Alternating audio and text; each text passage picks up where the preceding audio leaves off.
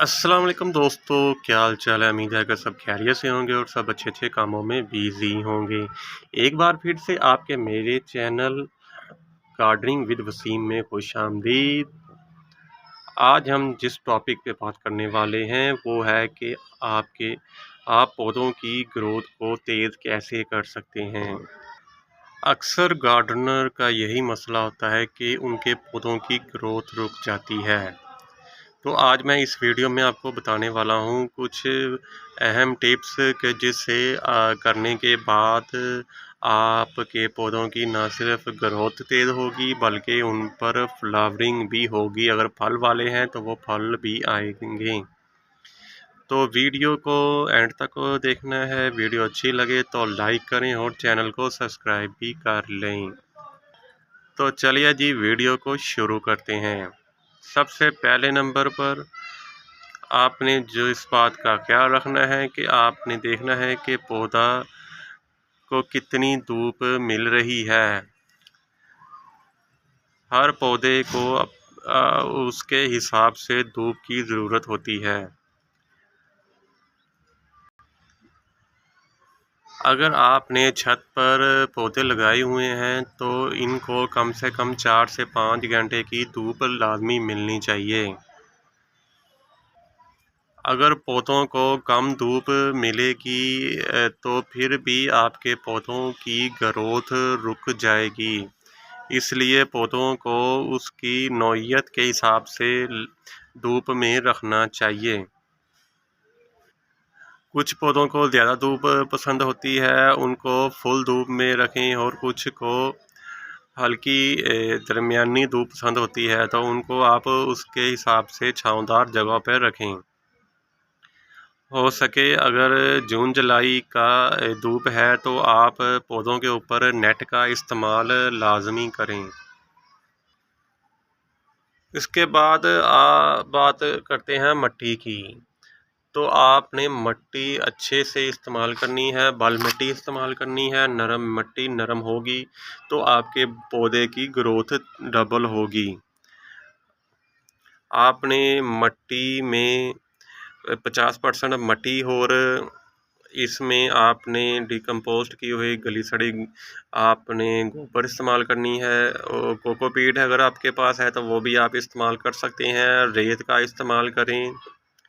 अच्छा सा आपने मिट्टी तैयार करनी है, मिक्सचर अच्छा सा तैयार करें। लाइट वेट मिट्टी तैयार करें।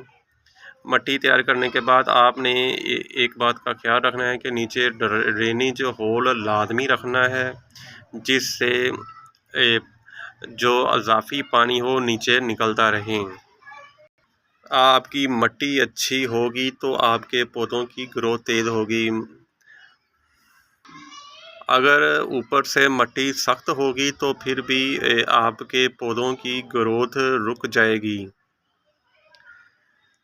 आपने इस तरह की भुरभुरी और नरम मिट्टी इस्तेमाल करनी है। जो नर्सरी से बल मिट्टी आपको मिलती है वो वाली आपने मिट्टी इस्तेमाल करनी है। तो इसमें अगर आप गमलों में पौधे लगाए हुए हैं तो मिट्टी में कोकोपीट का इस्तेमाल लाजमी करें। कोकोपीट से आपकी मिट्टी भुरभुरी बनती है, मिट्टी का वेट कम हो जाता है। इसके बाद आता है जी पानी का आपने बहुत ख्याल रखना है। पानी बहुत ज़्यादा नहीं देना। पानी आपने उस वक़्त देना है जब आपकी मिट्टी में मॉइस्चर ख़त्म हो जाए। आपने फिंगर की मदद से चेक कर लेना है। अगर आपकी मिट्टी में मॉइस्चर मौजूद है तो आपने पानी नहीं देना। अगर आपकी मिट्टी बिल्कुल खुश्क हो चुकी है, इस तरह बिल्कुल हार्ड हो चुकी है, इसको फिर आपने गोडी करनी है। गोडी करने के बाद इसमें अच्छे से पानी देना है। तो आपने इसके नीचे ड्रेनेज होल का लाजमी ख्याल रखना है ताकि जो अज़ाफ़ी पानी हो वो नीचे से निकल जाए। मिट्टी में पानी खड़ा नहीं होना चाहिए। अगर मिट्टी में पानी खड़ा होगा तो वो आपकी जड़ों को गला देगा आपकी जड़ें सड़ना शुरू हो जाएंगी, पौधे कमज़ोर हो जाएगा और आहिस्ता आहिस्ता वो पौधा आपका ख़त्म हो जाएगा, उसकी डेथ हो जाएगी। इसके बाद बात करते हैं ऑर्गेनिक फर्टिलाइज़र की। अगर आप पौधों को मुनासिब मौसम और वक़्त के हिसाब से ऑर्गेनिक फर्टिलाइज़र, डिकम्पोस्ट किया हुआ गाय के गोबर की फर्टिलाइज़र और केले के छिलकों का फर्टिलाइज़र और आलू के छिलकों का फर्टिलाइज़र अगर आप इसको मुनासिब वक़्त हर 15 से 20 दिन बाद देते रहेंगे तो आपके पौधों की ग्रोथ तेज़ होगी, मिट्टी ताकतवर होगी और जड़ें मजबूत होंगी। क्योंकि अगर आपकी मिट्टी में कैल्शियम, पोटाशियम, फास्फोरस, सल्फ़र की कमी होगी तो आपके पौधों की ग्रोथ रुक जाएगी और आपके पौधों को पोटाशियम, कैल्शियम, फास्फोरस और पोटाशियम की बहुत ज़रूरत होती है अपनी ग्रोथ को डबल करने के लिए।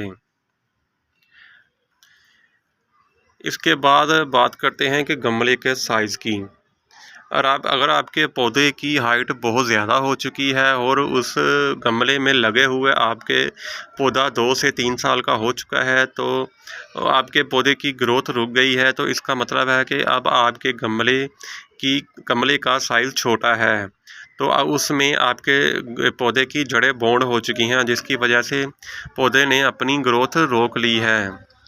अब आपको इसका गमला चेंज करना पड़ेगा। ये आपने छोटे गमले में से निकालकर इसको आपने बड़े गमले में शिफ्ट करना होगा। इन सब बातों का ख्याल रखते हुए आप अपने पौधे की ग्रोथ को डबल कर सकते हैं। तो उम्मीद है कि आपको मेरी वीडियो पसंद आई होगी। वीडियो अच्छी लगे तो लाइक करें और चैनल को सब्सक्राइब भी कर लें ताकि आपको ऑर्गेनिक गार्डनिंग सीखने को मिलती रहे। मिलते हैं फिर अगले नेक्स्ट वीडियो में। ओके जी, अल्लाह हाफिज़।